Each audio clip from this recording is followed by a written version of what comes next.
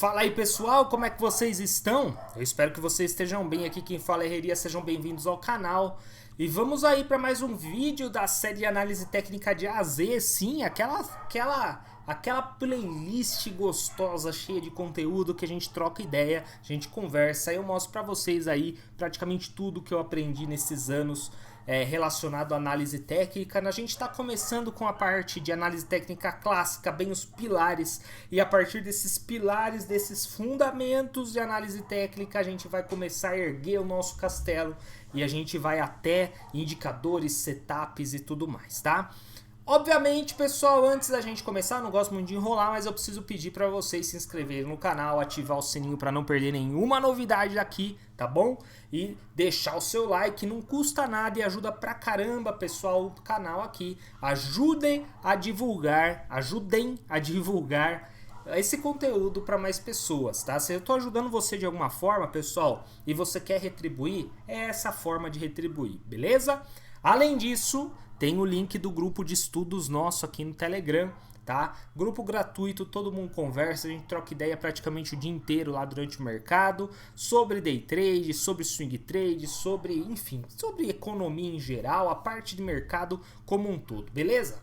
Sem mais enrolação, deixa eu já mudar aqui para o gráfico, porque nós vamos dar uma rabiscada hoje aqui na tela e bora lá, pessoal. Hoje a gente vai entrar um pouco mais a fundo, nós vamos dar uma mergulhada um pouco maior na análise técnica, né? E nós vamos começar a nossa conversa falando sobre uma coisa extremamente importante, sobre uma coisa que todo mundo fala, mas nem todo mundo fala tudo o que deve ser falado, que é teoria de Down, pessoal. Princípios da teoria de Down. Ah, Rodrigo, já vem você com essa teoria de Down. Eu tô cansado de ouvir sobre isso. Sim, mas acompanhe esse vídeo até o final que eu tenho certeza que tem alguma informaçãozinha aqui que você não sabia ou que você se esqueceu, enfim, tá? Eu não vou esgotar o tema aqui, já estou avisando, né? Não vou abordar tudo, porque eu também não sei tudo, ok? Mas eu vou explicar tudo que eu sei e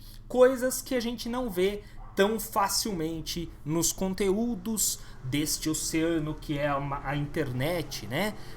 Por aí, beleza? Bom, vamos lá. Começando então, teoria de Down, pessoal.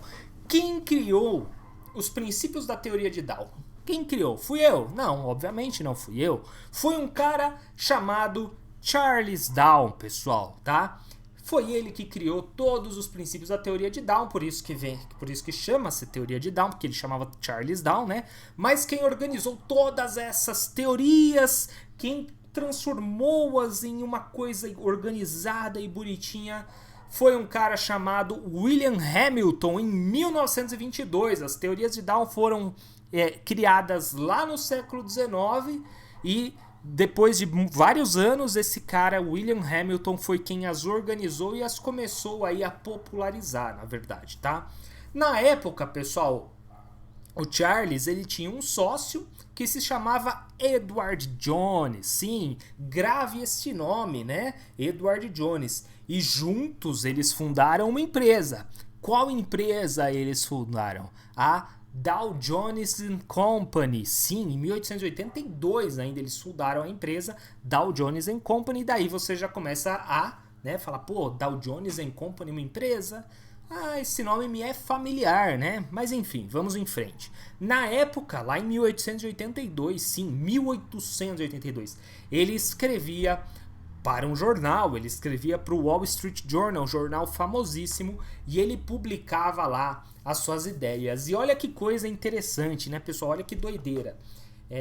Coisas assim tão importantes, não que as coisas de jornal não sejam importantes, pelo amor de Deus, né? Mas assim, coisas tão teóricas, tão fundamentais, tão estruturais, né? Eram escritas de forma espalhada em ideias soltas no jornal. Olha que coisa, né? Enfim, Isso em 1882. Em 84, ou seja, 2 anos depois, né, o Charles Dow e o Edward Jones, eles criaram o índice, o famoso índice Dow Jones, que a gente acompanha todos os dias aí, né?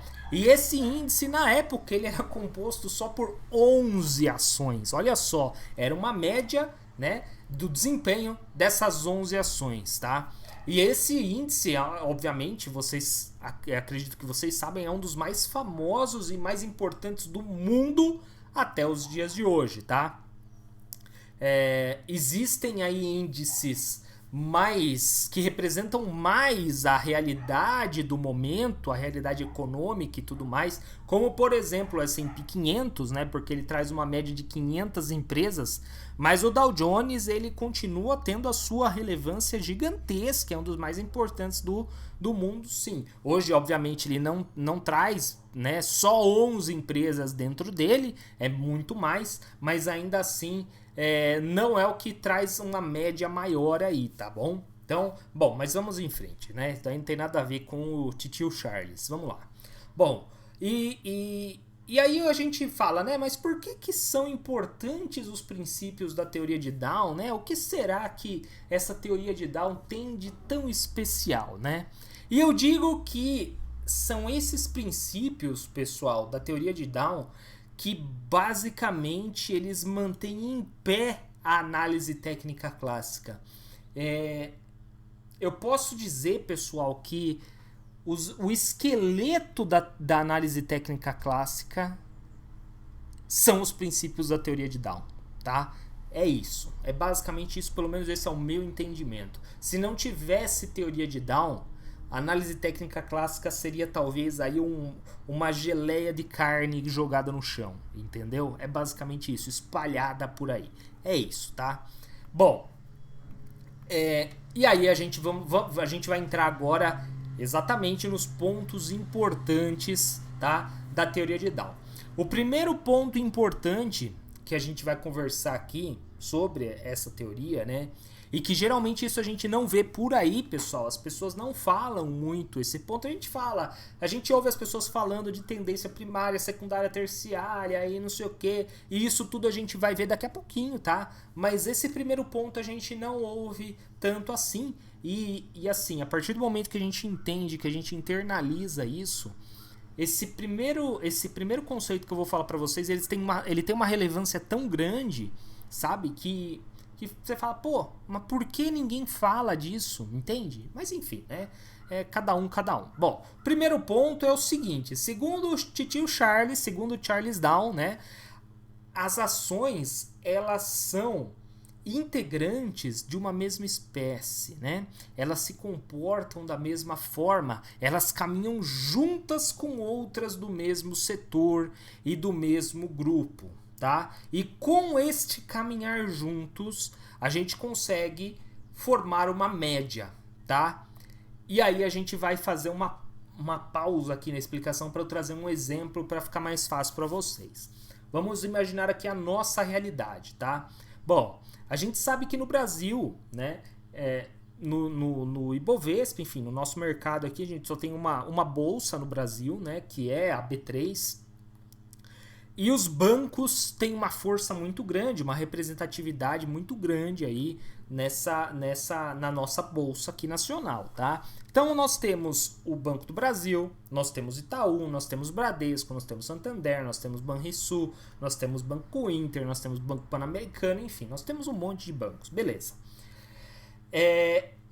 O que eu quero dizer para vocês? Imagine que cada banco seja um indivíduo. Sim, cada banco é uma empresa diferente, cada banco é um indivíduo, tá?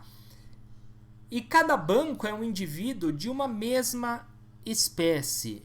Ou seja, cada banco, ele é um indivíduo, né? Ele é uma empresa de uma espécie. Qual espécie? O setor financeiro, tá? Então nós temos aí como se fosse um grupo de animais. E esse grupo de animais são todos de uma mesma espécie e eles caminham juntos. Imagina, sei lá, vídeos do Discovery Channel agora com aqueles bandos de animais todos da mesma espécie caminhando juntos, ok?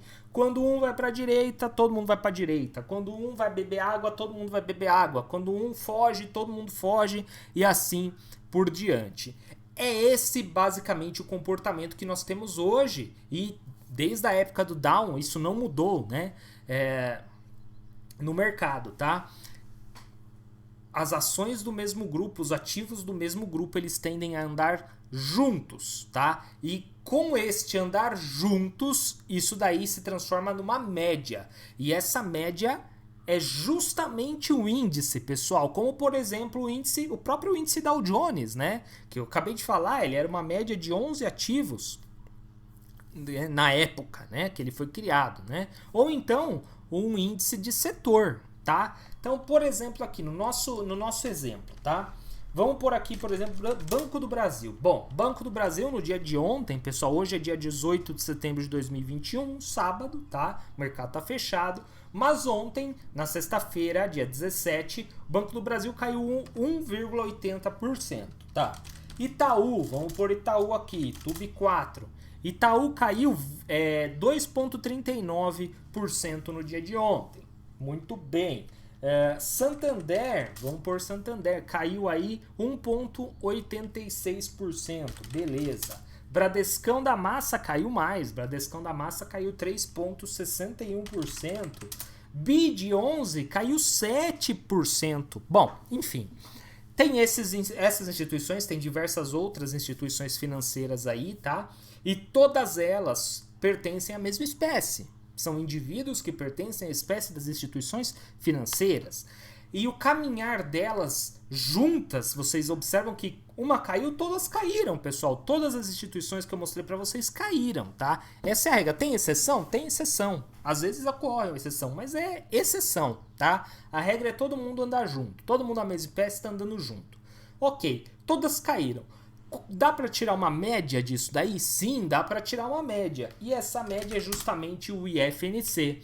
O IFNC é o índice de instituições financeiras aqui da nossa bolsa. É a média de como andou todas os indivíduos dessa espécie de instituição financeira, tá?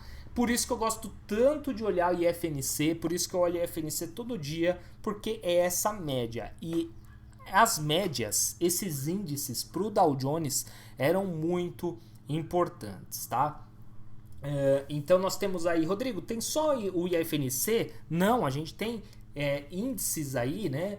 Médias, vamos dizer assim, de diversas espécies, pessoal. Nós temos aí o índice de setor imobiliário. A gente observa então que na média as ações do setor imobiliário na sexta-feira ficaram ali no 0 a 0. O Imob ficou no 0 a 0. Então umas subiram um pouquinho, outras caíram um pouquinho, mas na média está tudo no 0 a 0 ali. Tá? Temos, por exemplo, o índice de consumo. O índice de consumo caiu aí 1% quase. Então, na média, as ações que compõem esse índice de consumo, elas caíram na sexta-feira, ontem, 1%. E assim por diante, tá? Esse é um ponto importante que o Dow Jones achava muitíssimo importante, inclusive, e que a gente não vê as pessoas comentando por aí, tá? Além desse ponto, galera, a gente tem um outro ponto também tão importante quanto, mas esse segundo aí já é bem mais conhecido do que esse que eu acabei de falar, que diz o seguinte, né? Os preços descontam tudo e nada está fora deles. Sim, os preços descontam tudo e nada está fora deles, ok? O que esta frase misteriosa quer dizer, né? O que o Charles Down quis dizer com essas palavras? Vou repetir: os preços descontam tudo e nada está fora deles. Isso quer dizer o seguinte, pessoal, isso quer dizer que os preços nada mais são do que um consenso de milhares e milhares de investidores que estão comprando e que estão vendendo aquele determinado ativo, ok? Vamos por aqui, por exemplo, a Petrobras, tá? Petrobras está em R$ 24,93. Pouco importa, pessoal, se o mercado está aberto ou está fechado, tá? Hoje, agora, tá fechado. Ainda que tivesse aberto o mercado.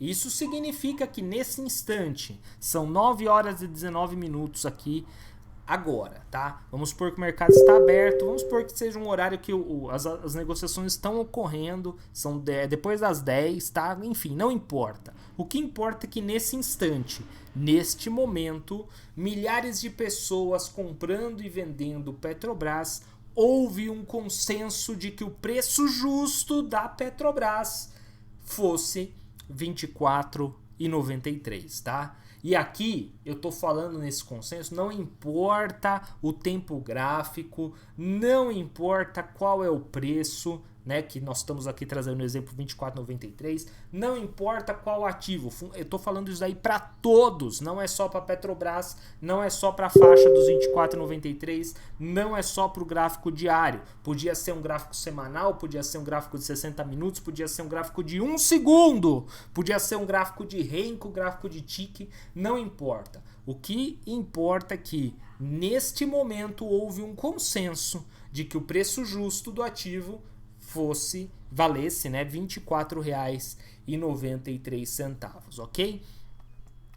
E esse consenso, pessoal, como é que funciona, né? Por que eu tô falando tanto que houve um consenso, né? Porque, imagina só, são milhares de investidores, tá? Milhares de investidores vão negociando esse ativo aí por segundo, beleza, muito bem. Nós temos dentre esses milhares de investidores negociando esse ativo, primeiro, aqueles que estão pensando em investir, aqueles que estão pensando em tirar o dinheiro da Petrobras por qualquer motivo.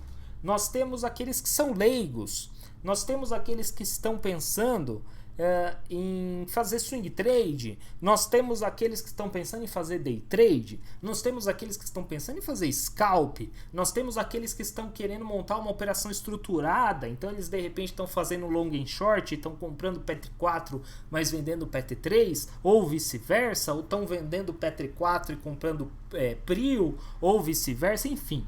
Tem milhares e milhares de opções e milhares de pessoas, né? Dentre essas pessoas, como eu já falei, a gente tem os leigos, a gente tem pessoas experientes, a gente tem investidores, a gente tem especuladores, a gente tem gestores de fundo, a gente tem tesouraria de grande instituição financeira, a gente tem tesouraria de corretora, a gente tem até os famosos insiders, né? Ou seja, aquelas pessoas que têm informações privilegiadas, né? Não se pode operar com informação privilegiada, isso o CVM proíbe, né? Mas a gente sabe que, vez ou outra, isso ocorre, às vezes até é motivo para sair em jornais, em noticiários e tudo mais, né?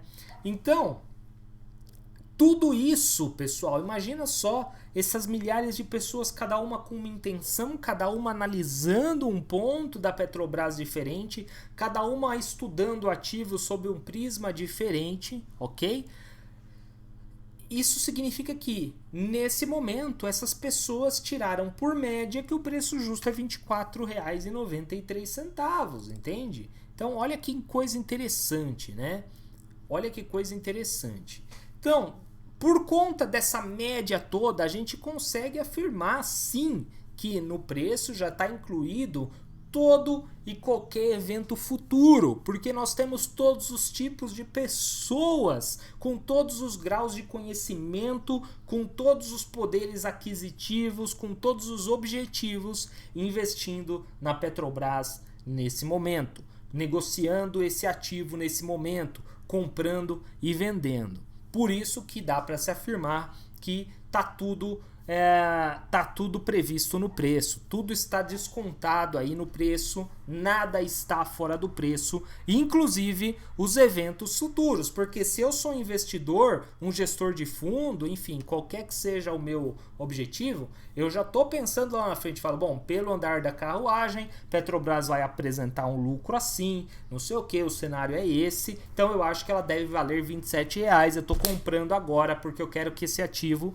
vá até R$27, eu acho que ele vai, enfim, né? E vice-versa também, se eu acho que ele vai cair, eu falo, eu vou entrar vendido, ou então eu vou sair da minha posição de Petrobras, porque eu tô vendo que lá na frente vai acontecer isso, enfim, tá? É isso, tá? ainda que esse evento futuro esteja escondido da maior parte dos investidores, da maior parte das pessoas que negociam, da maior parte da população, dá sim para se afirmar que o preço está considerando isso, porque o preço nada mais é do que um consenso, do que uma média. Ok? Lembra da média do índice? Pois é, o preço nada mais é do que essa média, um índice de negociação das pessoas, né, da espécie que negociam Petrobras, beleza? Aqui no nosso exemplo. Ok. Por esse motivo, né, a gente observa, e é justamente por esse princípio do Charles Down que a gente observa que frequentemente, né, as empresas na época de divulgação de resultados, elas divulgam resultados aí impressionantes, só que o preço da sua ação cai, né? E isso ocorre por quê? Porque justamente o mercado já havia precificado esse resultado da empresa. Então, o mercado, já prevendo esse resultado, precificou que ela ia ter lucro, ela teve lucro e ao invés dela subir, ela caiu, porque o pessoal aí começa a realizar esse lucro, começa a tirar o dinheiro e botar no bolso, ok? Muito bem. É sempre assim, Rodrigo? Não, não é sempre assim. Existe uma exceção, que é o que a gente chama, que tio Charles chamava de atos de Deus, né? Atos de Deus são aqueles eventos que a gente não consegue prever, são as catástrofes, são os acidentes naturais, enfim, qualquer coisa inesperada que foge do controle do conhecimento humano, tá? Por exemplo, pessoal, a questão da pandemia que nós tivemos aí o ano passado. Isso daqui foi um ato de Deus, ok? De repente, uma enchente num lugar, enfim, uma explosão em uma usina, né? Os atentados do 11 de setembro. Tudo bem que aquilo ali a gente podia mais chamar de atos do demônio do que de Deus, né? Obviamente, mas enfim, né? O que eu quero dizer é o seguinte: não é o termo atos de Deus, eu acho que na verdade foi até empregado mal, tá? Mas como é utilizado por aí, a gente continua utilizando a tradução, tá? Infelizmente, mas assim, os atos de Deus geralmente não são coisas boas, tá? Pode ser? Pode ser, claro que pode ser. Imagina, por exemplo, a Petrobras descobre um poço novo, super rico em petróleo, fácil de explorar, não é no pré-sal, é uma coisa mais rasa e petróleo de altíssima qualidade, sabe? Isso é um ato de Deus bom, o preço da Petrobras vai bombar a partir do momento que ela descobrir isso daí, tá? Mas imagina, por exemplo, o 11 de setembro, foi uma coisa terrível, né? Foi um ato de Deus, ninguém esperava por aquilo, as pessoas não poderiam prever aquilo ali, ninguém previu aquilo ali, a não ser, obviamente, os envolvidos, né? O Bin Laden e tudo mais que planejaram aquele atentado, mas as pessoas no geral não conseguiram prever. Isso daí a gente pode dizer que são atos de Deus, né? Desastres naturais e tudo o mais, tá? Esses atos de Deus, eles não o preço não está prevendo esses atos de Deus. Então, esse R$ 24,93 da Petrobras aqui, neste momento, ela prevê tudo. Tá previsto tudo aqui, tudo está descontado aqui, menos os atos de Deus, tá? E como é que o preço se comporta nos atos de Deus? A partir do momento que acontece o fato, a partir do momento que o ato de Deus se consuma, há uma movimentação abrupta dos preços, os preços ficam loucos e tudo mais, e rapidamente esse ato ele é incorporado no preço. Rapidamente, a questão rapidamente, não leva dias, não leva semana, não leva nada, tá? Ocorreu o ato, aquele ato já é quase que não dá para dizer que é instantaneamente, mas assim, em minutos ele é incorporado no preço, tá? E isso também é importante vocês terem em mente, tá, pessoal? Esse é um outro princípio, tá? Um terceiro princípio também bastante conhecido, e aí a gente já vai finalizando o vídeo aqui, porque já deu 24 minutos de vídeo, né? Um outro princípio da teoria de Down é que o mercado, também bastante conhecido, é que o mercado ele tem três tendências, né, pessoal? Tendência primária, tendência secundária e tendência terciária. Sim, isso daí já é muito mais falado, já é muito mais difundido, né? Mas eu acho que ele é tão importante quanto os outros dois, tá? E o primeiro princípio que eu citei, inclusive, a gente quase não vê por aí, eu acho extremamente fundamental. Bom, vamos falar das tendências então. Tendência primária, secundária e terciária. A tendência primária, ela é identificada por longos movimentos, né? Ela tem prazo aí, geralmente de 1 ano para mais, por anos, por décadas, né? É a tendência principal do mercado, tá? Essa é a tendência primária. Então nós vamos começar a rabiscar aqui na tela para vocês observarem, tá? Melhor. Então nós vamos imaginar que o mercado está numa tendência de alta. Então o mercado subindo aqui lindamente. Deixa eu colocar aqui mais grosso porque a gente vai ver que é a tendência primária. A tendência primária, então, mercado de alta durante anos e anos e anos. Muito bem. Tendência secundária, pessoal. A tendência secundária, né? Ela tem duração de 1 ou mais meses, tá? Geralmente leva alguns meses, até 1 ano aí no máximo, tá? É essa tendência secundária que interrompe o movimento direcional da tendência primária, tá?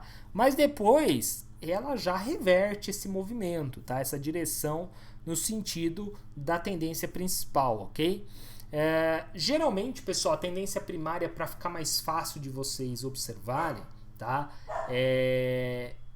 As pessoas observam o gráfico mensal para identificar a tendência primária. Depois disso daí, conforme você vai treinando seu olho, começa a ficar um pouco menos necessário, tá?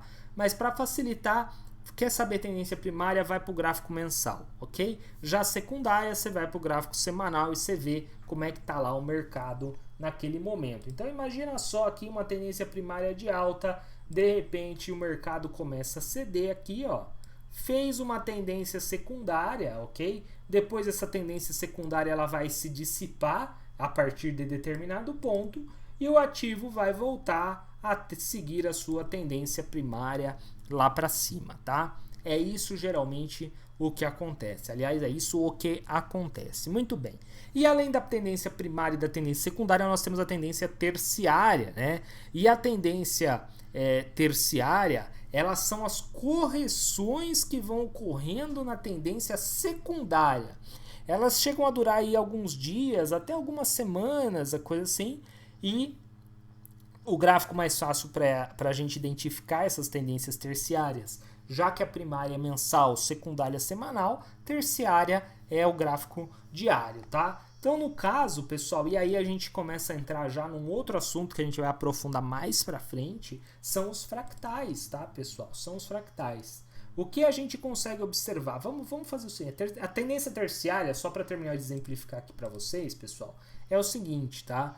Imagina aqui, nós temos a tendência primária, tendência secundária, ok? E a tendência terciária, ela vai vir aqui, ó. Ela vai fazer esse movimento aqui e ela vai encerrar essa tendência secundária, ok?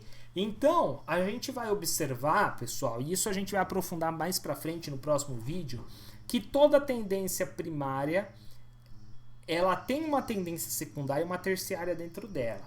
É mais ou menos como se fosse a seguinte coisa, pessoal, tá? Olha só. Aqui nós temos a tendência primária. Dentro dessa tendência primária, nós temos zigue-zagues aqui, ó, secundários. Nós temos zigue-zagues secundários aqui dentro dessa tendência primária. Muito bem, muito bem. Dentro dessa tendência, desses zigue-zagues secundários, a gente também vai ter zigue-zagues terciários aqui, ó, tendência terciária aqui, ó. Olha que interessante isso, pessoal, tá? Olha que interessante. Olha só que legal isso aqui, tá? É loucura, pessoal. É loucura, mas tá? Depois vocês vão entender isso daqui com mais tranquilidade. Mas é assim que vai sendo feito o movimento dos preços, ok? Só para vocês terem uma ideia. Não vou desenhar mais, mas imagina que tem zigue-zague aqui em todos os lugares, tá? Aqui na queda, por exemplo, nós temos tendência terciária também aqui, ó. ok? Nós temos essa tendência terciária que foi que depois aqui interrompeu a queda para virar tudo de acordo com a tendência primária. E aí dentro dessa tendência primária a gente vai encontrar de novo aqui a tendência secundária e assim por diante, tá? Bom, isso significa o que, né, pessoal? Olha só, a gente tinha mencionado que, imagina que essa seta verde é o gráfico mensal, setas vermelhas são o gráfico semanal e as amarelas o gráfico diário, né? E a gente observa que dentro da mensal nós temos aí sobe e desce semanal, sobe e desce diário, ok? A mensal é quem vai ditar o ritmo, a mensal é quem vai ditar a tendência, quem vai ditar para onde está indo a força do movimento. Só que são os gráficos menores que vão fazer esse movimento terminar e recomeçar se for o caso, tá? Então olha que loucura, né? A tendência maior é o que vai ditar a regra do negócio, tá? É o que vai ditar o movimento. Mas é lá no gráfico diário, aqui no nosso exemplo, que são as setinhas amarelas, que vai falar, olha, tendência maior, a partir de agora você vai dar uma pausa aqui, que você vai cair aqui, tá? Depois você volta, né? E olha só, a gente vai aprofundar isso daí mais pra frente, tá? Mas o que eu quero dizer pra vocês é isso, tá? A tendência primária é a maior, é a que dita a regra, é a tendência, a força do mercado no momento e tudo mais. A tendência secundária é a que quebra a primária, mas depois ela volta, depois de uma correção ela já volta a fazer viger a tendência primária novamente. E a tendência terciária é a que quebra a tendência secundária, ok? Muito bem. Rodrigo, tá muito confuso. Vamos observar o gráfico aqui então. Vamos pôr o gráfico mensal aqui do Ibov, pessoal. E eu vou até tirar a parte de candles aqui. Vou colocar para vocês aqui, ó, gráfico de linha. Se ele me permitir aparecer. Aí, muito bem. Gráfico de linha mensal. Vamos tirar o zoom aqui.